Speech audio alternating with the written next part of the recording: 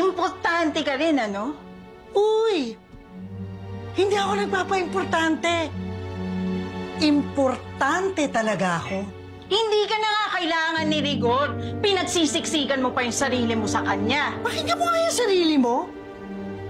Sino ba nagsisiksik ng sarili niya sa bahay na to? Kung hindi naman dahil dyan sa dinadala mo, palagay mo, andito ka pa? Eh, nandito ako. Saka dito ko papanganak, saka papalakihin ang baby namin ni Rigor. Saka para lang alam mo, ha? Ito na ang bahay ko. Gaya nga ng sabi mo noon, hanggang kailan?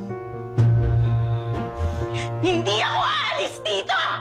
Saka gagawin ko lahat para lang mawala ka sa buhay namin ni Rigor. Unti-unti nang nakikita ni Rigor na perwisyo ka sa buhay niya.